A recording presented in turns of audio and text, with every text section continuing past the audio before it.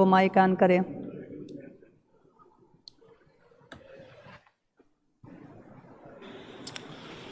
शुक्रिया madam speaker. आज यकीनन यह हाउस अफसरदा है और होना भी चाहिए कि जो वाक़यात रिसेंटली और ख़ुसूसन मौलाना शाहजहां साहब, स्पीकर बहुत ज़्यादा है तो टाइम का थोड़ा सा वो करें, 5-5 मिनट का वो है टाइम है, प्लीज़। पार्लिमानी लीडर हैं, हमें हमारी पार्टी से बोलते हैं तो फिर उसमें टाइम का आप अगर देख लें, मुझे तो कुछ नहीं, अगर आप बस ठीक है बात होती है। ये तो आज मेरे ख्याल में आपको तो जितनी ज़्यादा बातें करनी चाहिए वो अच्छी हैं, गवर्नमेंट के लिए अच्छी हैं। और फिर दूसरी बात है कि इस हाउस का एक मेंबर था, और फिर दूसरा ये है कि उलमा इकराम थे, उलमा हमारे सरों के ताज हैं, हमें रोशनी दिखाते हैं, तो हम उनके बारे में अगर जितनी ज़्यादा बोलेंगे तो वो ज़्यादा बेहतर होगा। तो ये अच्छी बात है, रवायात भी अच्छी होनी चाहिए होना। नहीं, मैं आपको देखें, एक बात है, अदनान खान ने पहले जो बात की तो उन्होंने जो उनका जो गुस्सा था वो बिल्कुल हक बजानब था। और हमें भी देखें, ये हाउस हमने भी एक दिन चला जाना है। ये हाउस में, इस हाउस में जो बड़े बड़े लोग थे बैठे हुए थे, एक दिन सब ने जाना है। लेकिन इस किस्म के जो वाक़यात होते हैं उसमें अगर मेरे ख्याल में हम पूरी रात अगर बैठ के बात करें तो फिर भी उन जख्मों का मुदावा नहीं है जो जो जो उन लोगों के लिए।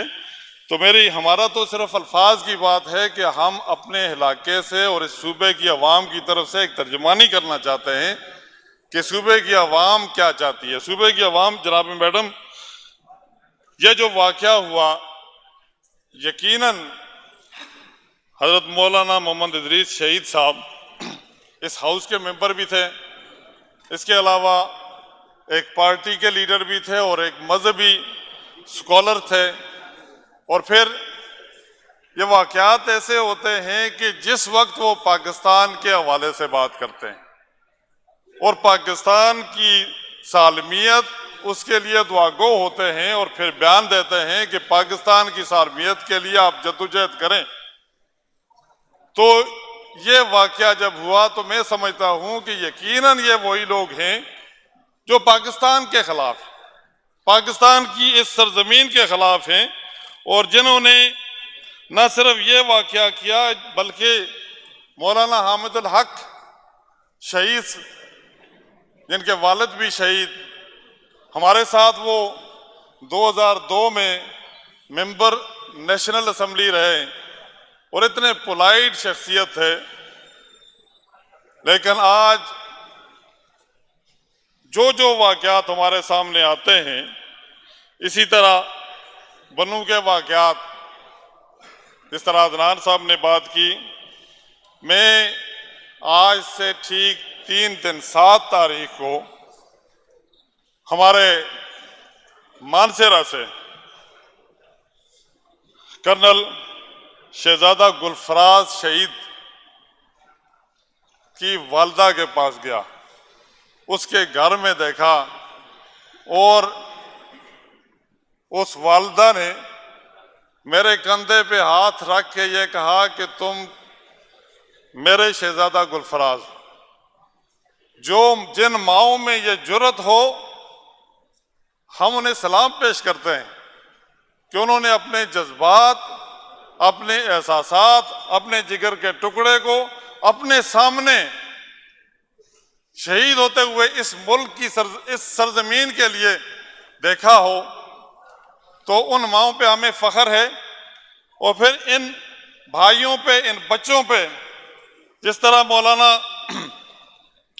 इदरीस शहीद साहब, उसकी फैमिली, उनके बच्चों के जो बयानात हमने सुने, तो उसमें हमारे दिल में एक एहसास पैदा होता है कि जो उन्होंने शहादत कबूल की वो इस मुल्क के लिए की, इस सरजमीन के लिए की। लेकिन हम इस हाउस में अब जिम्मेदारी किस पे फिक्स करेंगे? बार बार हमारी बात ये होती है कि हम सिक्योरिटी फोर्सेस या लॉ एंड ऑर्डर पैदा करने के लिए जो सिक्योरिटी फोर्सेस जद्दोजहद कर रही हैं। हमारा जिस वक्त ये वाकया हुआ रमज़ान में, पाकिस्तान की मुसल्लह अफवाज ने एक ग्रांड ऑपरेशन शुरू किया और अल्हम्दुलिल्लाह उस वक्त जहां जहां दहशतगर्दों के ठिकाने थे वहां वहां टारगेट हुए। और उसके बाद आप देख लें कि एक अरसा तक ये वाकयात नहीं हुए, लेकिन अब ये दोबारा ये वाकयात पर हमले लगे। इन तमाम वाकयात के साथ साथ आप देख लें कि आए दिनों एफसी की हमारी जो चौकियां हैं और इसके साथ साथ हमारे जो भाई हमारे बॉर्डर पे हमारी हिफाजत करते हैं, हम ये जो बातें मेरे ख्याल में इस हाउस में आप कोई भी नजरिया रखते हो, लेकिन पाकिस्तान का नजरिया सबका एक, इस मुल्क की हिफाजत का नजरिया सबका एक, लेकिन जो वो खाकी वर्दी वाले हमारी हिफाजत के लिए जदोजहद कर रहे हैं, तो उनके लिए मैं समझता हूं कि हमें फख्र है उन पे कि वो दिन रात अपने बच्चों को, अपनी फैमिलीज को और अपनी लाश अपनी जानों पे खेल कर कैप्टन शहजादा गुलफराज जिस वक्त मैं उनकी मां के पास बैठा था, उसकी सिस्टर ने उसके हवाले से एक मुझे बात सुनाई कि उससे पहले का वाकया है कि उसके सबऑर्डिनेट जो जख्मी हो गए थे, लेकिन इसके ऊपर बुलेट प्रूफ जैकेट था, तो ये उसको बचाने के लिए जब गया तो वो कहता है कि अल्लाह पाक ने उसे बचाया, लेकिन उसको तकरीबन 20 गोलियां जो उसके जो जैकेट है उस पर लगी थी। लेकिन उसके बाद जब वो शहीद हुए तो वो हमें फख्र है कि इस धरती का बेटा था, अपनी धरती के लिए जान दे कर गया। और यही उसका मैसेज, उसकी वालदा का मैसेज मैं आपको सुनाता हूँ, बताता हूँ उनके हमारी इस हाउस की वसातत से। लेकिन हम इन शहीदों को भूल नहीं सकते। ये इस मुल्क के लिए और हमारी हिफाजत के लिए शहादत के नजराना पेश किया है। तो इसलिए मेरी इस अवाम से ये रिक्वेस्ट होगी कि ये जिम्मेदारी सब हमारी, आपकी और हमारी सबकी है, और खसूसन सबसे बड़ी जिम्मेदारी हुकूमत वक्त की होती है। हुकूमत वक्त लॉ एंड ऑर्डर में अगर आप कहें कि ये फेडरल गवर्नमेंट की सिर्फ जिम्मेदारी है, तो फिर सूबे में सिक्योरिटी, अमन पैदा करना वो किसकी जिम्मेदारी? आपको जो इख्तियारात हैं वो डिवॉल्व हो चुके हैं। आप सूबे में अमन पैदा करें, ऐसे हालात पैदा करें, आप मरकज के साथ ताल्लुकात पैदा करें। सिक्योरिटी पे कोई कंप्रोमाइज नहीं होना चाहिए, और अगर आप सिक्योरिटी पे कंप्रोमाइज करेंगे तो फिर यही हाल होगा।